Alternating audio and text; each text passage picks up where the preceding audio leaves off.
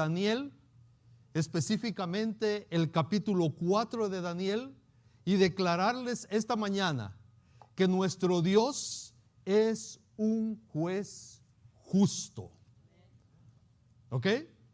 Nuestro Dios es un juez justo. Capítulo 4 del libro de Daniel. Inclinamos el rostro y oramos.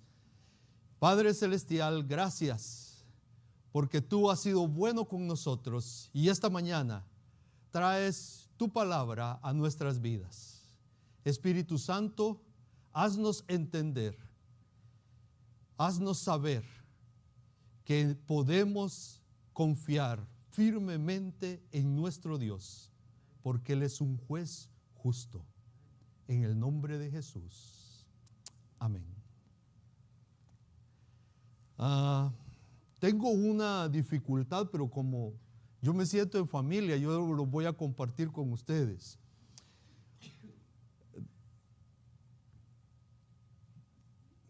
En oración, pidiendo la dirección del Espíritu Santo, deseé y deseo y estoy cumpliendo el propósito de predicar diferente el libro de Daniel. Por cierto, vamos a estudiar el capítulo 4. Por favor, si hay cosas que no digo que usted sabe, perdónenme, pero no es mi propósito ese. Mi propósito es más allá. Así que he planificado o planifiqué, pensé, le pedí a Dios y planifiqué predicar cada vez que me invitara a una iglesia un capítulo del libro de Daniel. El problema que me vi ya con mi segunda predicación es que está ligado el capítulo 1 con el capítulo 2. y le decía a mi hermana Zoila, le decía, no sé si predicar el capítulo 2, porque yo no sé si ustedes recuerdan que yo ya prediqué el capítulo 1 aquí. Pero también decía, pero tengo que respetar, voy al capítulo 4. ¿Y por qué voy a respetar? Miren, al mismo tiempo lo voy a invitar, esto no es muy frecuente que yo lo haga, sí, mi hija se va a sentir contenta de saber que yo estoy promoviendo las páginas que tengo en las redes sociales. Pero el propósito que conllevo con estos temas del libro de Daniel es declarar que Daniel es más que profecía. ¿Están conmigo? Daniel es más que profecía. Y hay capítulos que nos hacen ver que es más que profecía. Pero en sí, todo el libro es más que profecía. Y hay una declaración del doctor William que dice que hay un Dios que nos cuida detrás de las escenas de la historia. ¿Ustedes se han dado cuenta? Y el propósito de esta temática del libro de Daniel es que nos demos cuenta que en medio de la profecía, en medio del entender de la profecía, en medio de vivir estos acontecimientos finales, no perdamos de vista que hay un Dios detrás de las escenas de la historia cuidándote a ti y a mí. Muchas veces nos atormentamos, tenemos miedo. Hoy decían en la historia de los niños, ¿tienen miedo? Sí tenemos miedo. Y algunos han declarado que tienen miedo hasta estudiar los libros proféticos de la Biblia. ¿Por qué? Porque perdemos de vista que hay un Dios que nos cuida detrás de las escenas de las profecías. Perdemos de vista a un Dios que nos ama profundamente. Les decía, yo tengo, yo sé que algunos me siguen aquí en Facebook, Instagram, TikTok últimamente y en YouTube. Yo tengo un ministerio llamado Verdad Libre, así lo he titulado. Y quizás en otro tema sería decir por qué, pero no lo hago con mucha frecuencia esto. Pero el propósito es de que ustedes puedan darle continuidad a estos temas o entiendan alguna parte que no se puede explicar por la continuidad de los temas, especialmente cuando entramos al capítulo 4. Porque debemos buscar y entender de que nuestro Dios es reflejado en todo el libro y lo debemos conocer como tal. No sé cuántos recuerdan este triángulo. ¿No? ¿No lo recuerdan? Este es el capítulo 1, ¿ok? ¿No lo recuerdan? En todo el libro Dios se presenta a nosotros. En el capítulo 1 es el Dios proveedor, el que da. Si no se recuerdan de la predicación del capítulo 1, búsquenlo en YouTube, búsquenlo en Facebook, en Verdad Libre, ¿ok? Yo sé que mi hija está feliz cuando oiga este tema. Ella es mi asesora de redes sociales. En este esquema, en el capítulo 1, en una introducción de todo el libro, nos presenta a Dios como nuestro proveedor. Luego, el capítulo 2 tiene relación con el capítulo 7 y nos presenta a Dios, no solo el Dios que revela, sino que el Dios que se revela. Y nosotros podemos conocer a Dios a través del libro de Daniel y lo debemos conocer como tal. El capítulo 3 con el capítulo 6 están relacionados y nos presenta a Dios como un Dios libertador. Y me van a decir, ¿cómo es eso? ¿De qué habla el capítulo 3?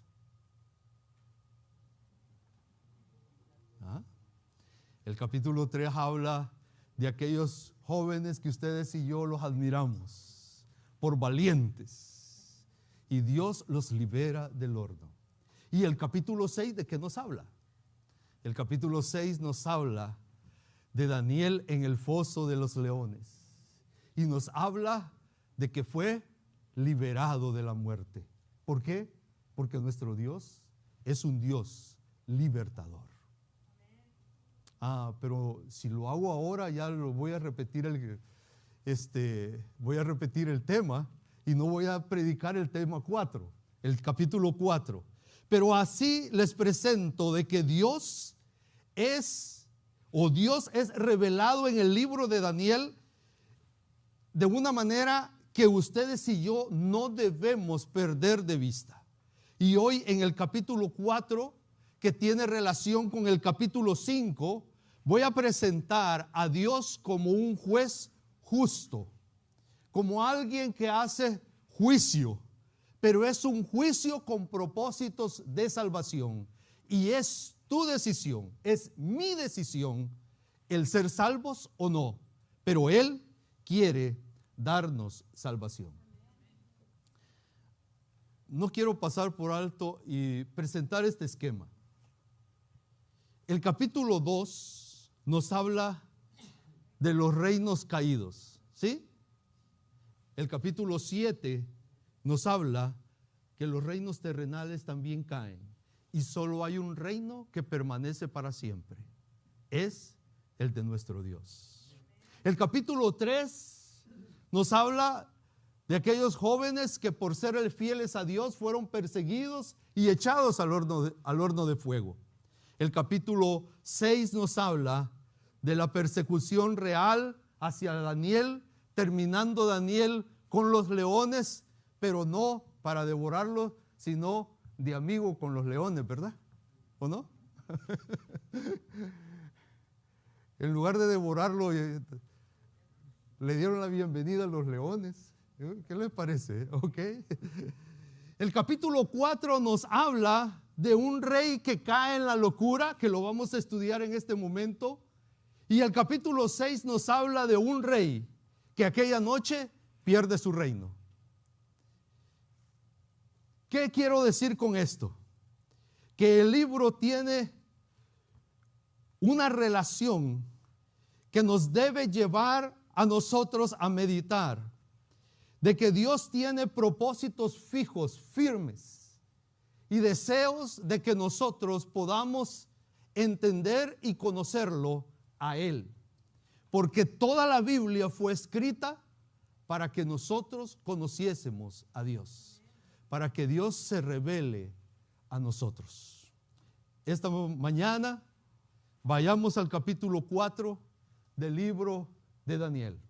¿Lo tienen ahí con ustedes? Ok. Abran el Daniel capítulo 4. La estructura, por mucho que se habla y por mucho que conocemos, es sencilla. Inicia con una confesión de alabanza de Nabucodonosor, luego se presenta el sueño y por último, nuevamente, Nabucodonosor alaba a Dios. Lecciones que debemos aprender, pero la más importante es qué nos dice el capítulo 4 acerca de Dios. ¿Quién es Dios? Ya dijimos, un juez justo. Pero ¿qué más nos dice el capítulo 4 acerca de nuestro Dios? Ustedes saben que salmos no solo hay en el libro de Salmos, ¿verdad? ¿Sabían ustedes eso? Que salmos no hay solo en el libro de Salmos. Hay salmos en Primera de Samuel que fueron trasladados al libro de Salmos. ¿No sabían ustedes eso? ¿Sí? Hay salmos que no están en el libro de Salmos. En el capítulo 2 encontramos el Salmo de Daniel. ¿No? ¿No lo han leído? No. Tenía que haberles predicado el capítulo 2, ¿verdad? Pero los voy a invitar a que lean el capítulo 2 de Daniel y encuentren el Salmo de Daniel. Y algunos sostienen, y yo lo respaldo, de que el capítulo 4 es un salmo a nuestro Dios, y por cierto, de alguien que no es cristiano, de alguien que no es de la iglesia. Es Nabucodonosor alabando a Dios. Por cierto, ¿cuántos han leído el capítulo 4 de Daniel? ¿Todos? Porque si no, no vamos a salir a las 12:30. Si ustedes leen, y los voy a dejar de tarea que lean en casa, el capítulo 4 inicia, algunos dicen, por primera vez Nabucodonosor, el rey serio, enojado que aparece, ahora sonriendo, alabando a Dios. ¿Y por qué lo alaba? Lo alaba por su dominio, lo alaba por su majestad. Reconoce que Dios es el Dios que domina, reconoce la majestad de Dios. Alaba a Dios por las grandes cosas que ha hecho por él, por nosotros. Pregunto, ¿Dios ha hecho algo por ustedes? Es motivo de alabarlo. Nabucodonosor lo alabó. Hay otro hecho relevante en el capítulo 4. El capítulo 4 es sin discusión el testimonio de Nabucodonosor y la declaración que algunos sostienen que establece la conversión de Nabucodonosor, donde por primera vez en el libro, y por cierto última, Nabucodonosor reconoce a Dios como su Dios. Y es la declaración o es el salmo del testimonio de Nabucodonosor. Déjenme decirles de que hay una gran lección para nosotros también. ¿Cuántos vienen los miércoles a dar testimonios? ¿No? ¿Y no se han preguntado si su testimonio está bien como lo dan? Yo en una ocasión recibí una clase de cómo es que se debe de dar un testimonio. ¿Y saben qué? Fue interesante para mí descubrir que Nabucodonosor es el modelo perfecto de cómo debe ser nuestro testimonio. ¿Cómo comenzamos nuestro testimonio?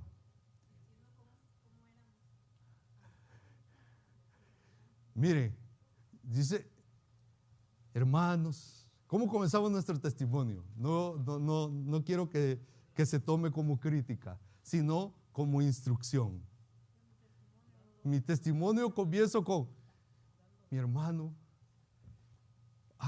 tuve una semana mala. Hermanos, quiero dar mi testimonio para que oren por mí. Nabucodonosor nos dice que el testimonio debe iniciar alabándose a Dios. Número 2, contar el problema, la prueba, pero terminar alabando a Dios. El próximo miércoles no voy a estar yo aquí. Pero por favor, recuerden, debemos alabar a Dios. La prueba y la dificultad por el cual vamos a pedir oración, no hay que dejar de decirlo, pero debemos terminar alabando a Dios. ¿Por qué? Por los hechos grandes que Dios hace por nosotros. Y solo el hecho de dar testimonio es porque Dios se ha manifestado en nuestras vidas. Y número 3, sin duda alguna, el capítulo 4 de Daniel, por estar en el libro profético, es un libro de profecía. Pero por eso les pedía perdón, porque no me voy a enfatizar en la profecía, porque mi propósito es que veamos a nuestro Dios en el capítulo 4. ¿Correcto? No obstante, no podemos dejar de hablar del árbol. ¿Cuántos han leído la profecía? Se repite 2 veces. Una es la declaración de Nabucodonosor y otra es al momento que Daniel interpreta el sueño. Hay muchos detalles que ustedes algunos conocen, otros quizás no los conocemos, pero hay algunos detalles de la interpretación a este sueño, como que en el capítulo 2 Nabucodonosor no se recordaba, pero en el capítulo 4 Nabucodonosor sí recuerda el sueño. En el capítulo 2 Nabucodonosor le dice a los sabios que interpreten. En el capítulo 4 llama a los sabios para que interpreten. En ambos capítulos los sabios se declaran incompetentes. No podemos. ¿Sí están conmigo? Y entra Daniel en escena. En el capítulo 2 entra Daniel en escena. En el capítulo 4 vuelve a entrar Daniel. Y hay una diferencia. En el capítulo 4, Nabucodonosor reconoce que Daniel está lleno del Espíritu Santo. ¿Por qué? Porque ya en el capítulo 2 y en su vida, los años transcurridos, había manifestado la sabiduría del Dios Altísimo. ¡Wow! ¿Cómo quisiera yo que así lo reconocieran mis jefes en mí? Que reconocieran la habilidad, la sabiduría del Dios Altísimo y que alaben al Dios Altísimo. El árbol grande, frondoso, frutos, alimenta. Daniel le dice: eres tú. Así como le dijo en Daniel 2, tú eres la cabeza. Hoy le dice, en el versículo 22, le dice, tú eres ese árbol. Algunos sostienen que la segunda parte del sueño, que es que el árbol es cortado, que es cortada sus ramas, que se pierde su fruto. Algunos dicen que por esta parte los sabios no quisieron interpretar el sueño. Aún Daniel dice, el capítulo 4, el versículo 19, lo tienen ahí, Dice que Daniel, conocido también como Belsasar, se quedó desconcertado por algún tiempo y atemorizado porque Daniel entendió el sueño. Algunos, como les digo, sostienen de que los sabios no le quisieron dar la interpretación al rey, porque decirle al rey, te vas a volver loco, vas a perder tu reino, no iba a ser una buena noticia para el rey, y el rey los podía. Ustedes están deseando mi muerte. Los mato yo a ustedes primero. Pero Daniel no es que tiene miedo de declarar, sino que se atemoriza de saber lo que va a acontecer. ¿Por qué? Porque para Daniel es claro en el capítulo 2 que Dios pone y quita reyes. Y para Daniel es claro que Dios ha puesto a Nabucodonosor, pero ahora Daniel se encuentra en un dilema. Le dije que él era la cabeza, ya es el tiempo que va a caer, pero la profecía no era esa. La profecía era un tiempo de prueba. ¿Sabían ustedes eso? El sueño no era se acabó tu reino. El sueño es recapacita, entiende, reconoce al Dios Altísimo. Era un llamado aquel sueño. Y por eso Daniel, su interpretación, diferente al capítulo 2, ahora la termina con un consejo. ¿Quieren acompañarme? Versículo 27, capítulo 4. Por lo tanto,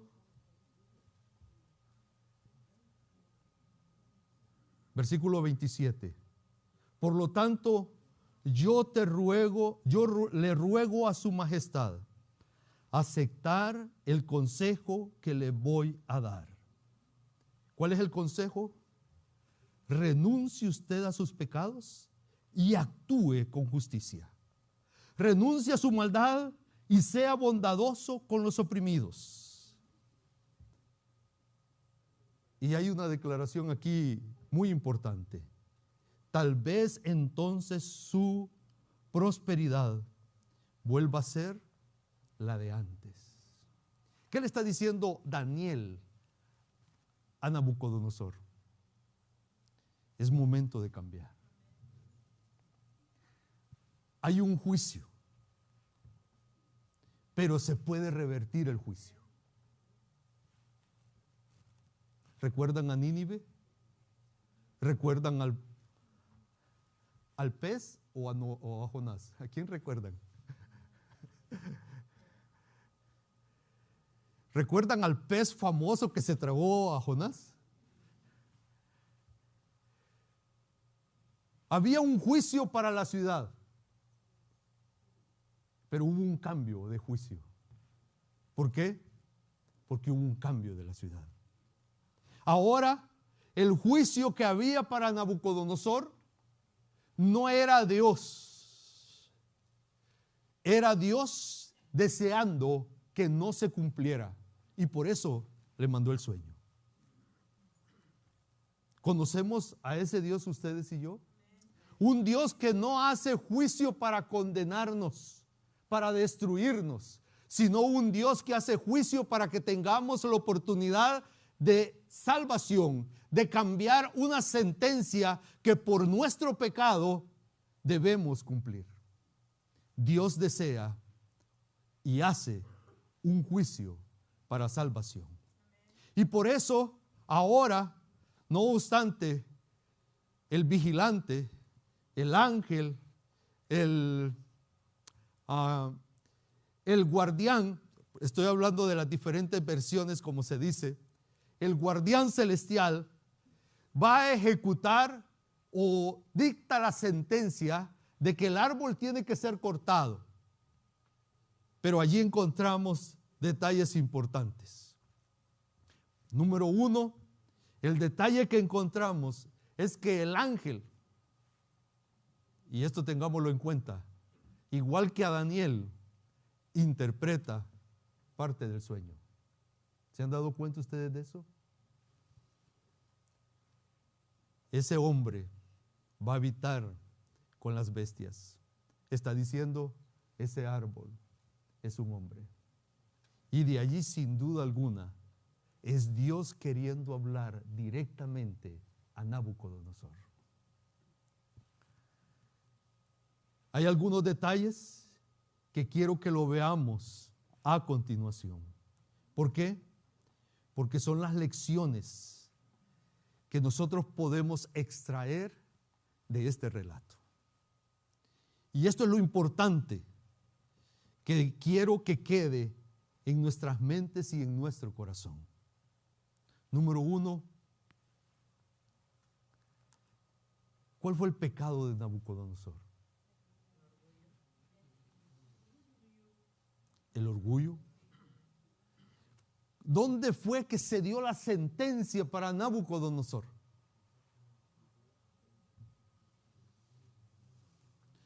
Cuando él reconoce sus logros, cuando él reconoce su grandeza, cuando él reconoce todo lo que ha hecho. Mis hermanos, les pregunto, ¿era cierto o no era cierto que él había construido esa Babilonia? Sí era cierto. Sí era cierto que con sus conquistas había logrado hacerlo un imperio. Sí era cierto que Nabucodonosor era grande porque él había hecho grande a Babilonia. ¿Cuál fue el problema? Yo sé que ustedes saben que el problema es que en su corazón el que menos estaba era Dios. Y esa es la lección número 1 que podemos extraer de esta historia. En tus logros, ¿dónde está Dios? En tus éxitos, ¿dónde está Dios? En lo que has logrado, ¿dónde está el reconocimiento a nuestro Dios? Debemos recordar que nuestra dependencia no puede estar en nosotros mismos. Al fin y al cabo, envejecemos y morimos. Y en el envejecimiento perdemos vitalidad, perdemos fuerza. Por lo tanto, no podemos depender de nosotros mismos. Tenemos que estar colocando siempre a alguien mayor que a nuestras habilidades para estar seguros. ¿Y por qué no poner a nuestro Dios? Yo no sé si les ha pasado a ustedes, pero en el seguro de vida hay que poner, ¿a quién hay que poner? De beneficiario voy a poner a mi mamá. ¿A mí? ¿A quién tengo que poner de beneficiario en mi seguro de vida?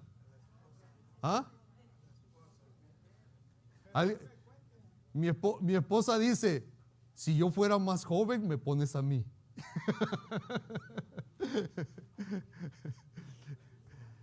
Pero somos de la misma edad, vamos a morir al mismo tiempo.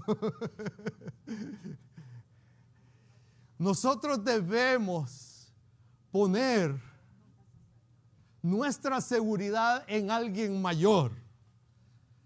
Y si es mi vida, ¿por qué no ponerla en alguien eterno? En nuestro Dios. Nosotros debemos depender. Todo lo que hemos logrado, todo lo que tenemos, debemos depender de reconocer la grandeza de Dios y ponerlo a sus pies para que lo que hemos logrado esté seguro. Y es seguro que vamos a lograr el poder cosechar en lo que hemos cultivado.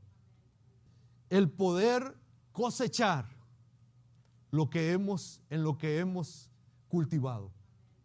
Porque nuestro Dios es y número 2, ¿cómo enfrentamos la prueba nosotros? ¿Cómo enfrentó la prueba Nabucodonosor? Es interesante. Ustedes pueden leer 3, 5, 7 versiones, 8 versiones de este capítulo, y en ninguna de la versión usted va a encontrar que Nabucodonosor se quejó.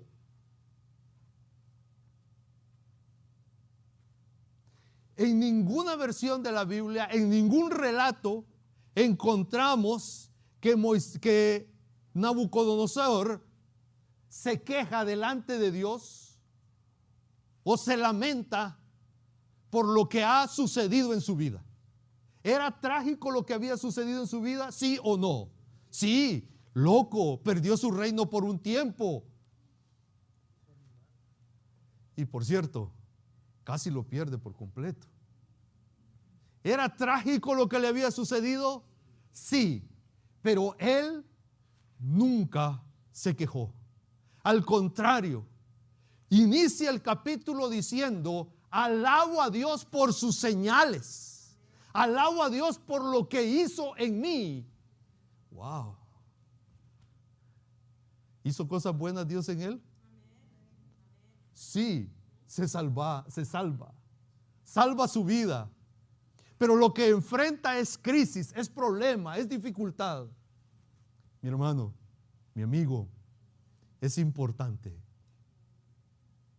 que en nuestra prueba, en nuestra dificultad, reconozcamos la voluntad y la grandeza de Dios.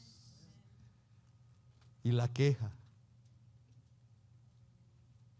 no esté, sino que se sustituya por alabanza a nuestro Dios. Debemos ser capaces de ver la mano de Dios que nos dirige a través de la prueba. Nabucodonosor no expresó ninguna queja contra su Dios, contra nuestro Dios. ¿Qué nos enseña este capítulo acerca de Dios? Número 1, las señales y los milagros de Dios en tu vida y en la mía son llamados. Si tú tienes ahora un problema, Dios está haciendo un llamado a tu vida. ¿Cuántos tienen problemas aquí? ¿Cuántos tienen problemas? Voy a sonreír, me voy a alegrar que ustedes tengan problemas. ¿Ah? ¿No? ¿Ustedes no? Cuando ustedes se dan cuenta que los problemas, las dificultades, las crisis que estamos enfrentando, Dios las utiliza para llamarte, para recapacitar, para acercarte a Él, para fortalecer tu fe, para salvarte, definitivamente vamos a sonreír en medio de la prueba. Por favor, deja de ver el momento difícil y fija tus ojos en Dios. Levantemos nuestra vista en las cosas eternas, dice la palabra. Dejemos de ver las temporales. Estas pasarán. Tu problema pasará, siempre y cuando tú estés con Dios. Las señales y los milagros eran un llamado para que Nabucodonosor reconociera a Dios como el único Dios verdadero.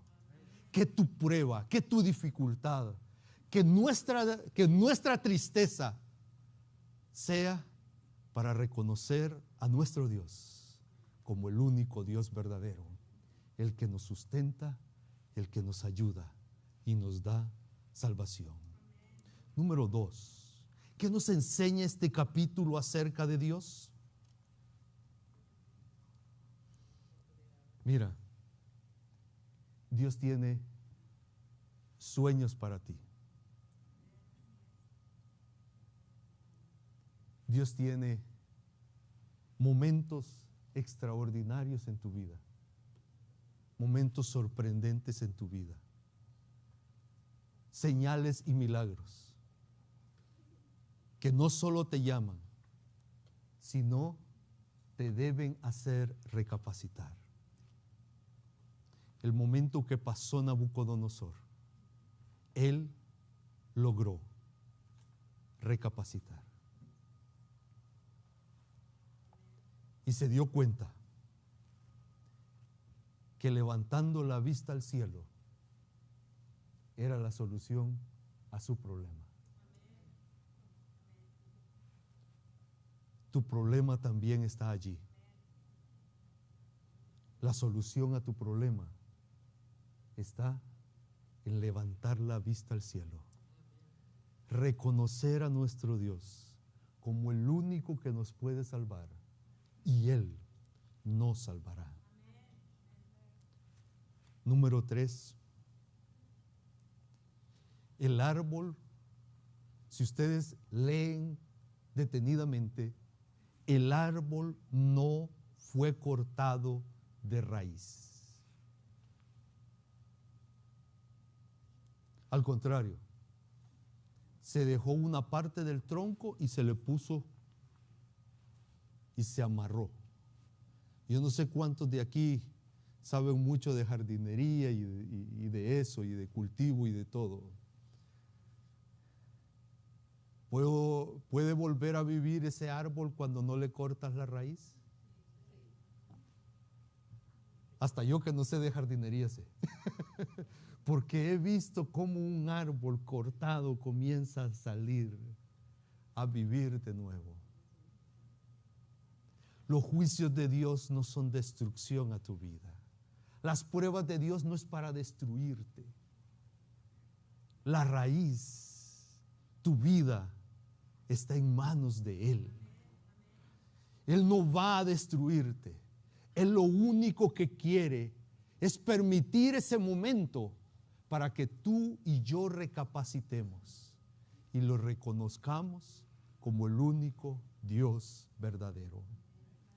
Dios es un Dios de oportunidades. Hoy fallamos, no nos ha cortado de raíz. Tenemos un tiempo de gracia. Y saben que en este capítulo encontramos 2 períodos de gracia.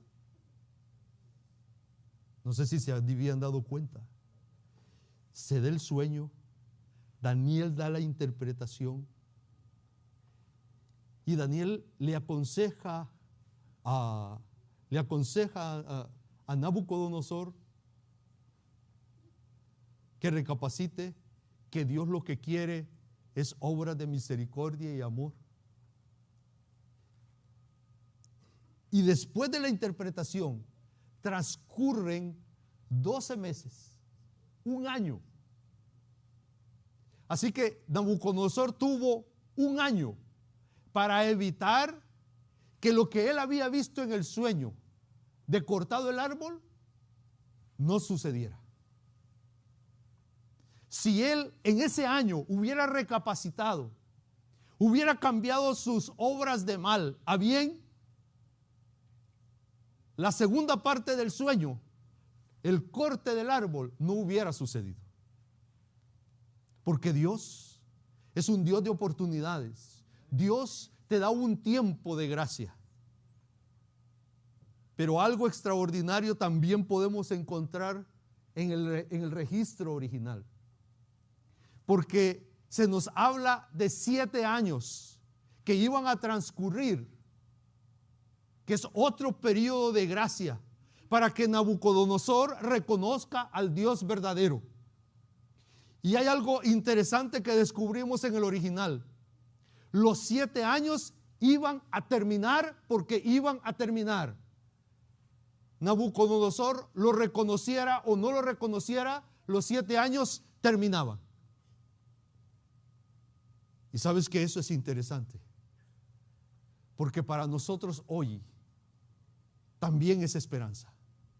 No solo el tiempo de gracia, sino que Jesús vendrá porque vendrá. En su tiempo Jesús viene. Pero antes de que Él venga, Él quiere que tú y yo recapacitemos. Él quiere que tú y yo reconozcamos a Dios como el único Dios verdadero. Él quiere que tú y yo alabemos a Dios en las buenas y en las malas. Jesús viene, es seguro. El tiempo ha de terminarse, pero la sentencia de la condenación, de la destrucción, de la muerte, igual que para Nabucodonosor, en tu vida y en la mía, no depende de Dios, depende de ti. Nabucodonosor perdió su año de gracia y vino la prueba. En la prueba reconoció al Dios verdadero. En el tiempo de gracia de prueba reconoció al Dios verdadero. ¿Cuándo vamos a reconocer nosotros a nuestro Dios? ¿Cuándo vamos a alabar a Dios constantemente en nuestra vida? En los momentos difíciles y en los momentos de alegría. ¿Cuándo nosotros vamos a reconocer que todo depende de Él? Que lo que nosotros somos y logramos es por obra, por señales, por milagros de Él. El hecho de que estemos aquí esta mañana es porque Dios ha hecho señales y milagros y nos ha traído acá conservando nuestra fe con el único propósito de que recapacitemos, lo reconozcamos como nuestro único Dios, le alabemos solo a Él y obtengamos su salvación. Nabucodonosor, muchos sostienen y dicen que Nabucodonosor en este capítulo da la señal de reconocimiento a Dios y por lo tanto de salvación. Yo quisiera, y es mi deseo, y es mi llamado, para que no esperemos más, sino que en este capítulo de nuestra vida podamos reconocer a Dios, aquel que provee, a Dios, aquel que libera, a Dios, aquel que se revela a nosotros, a ese Dios que juzga, pero sus juicios son de salvación. Deseo de todo corazón que recapacites, que recapacitemos y en medio de la prueba no dudemos. Dios está allí con nosotros y nos dará la salvación. Que Dios los bendiga.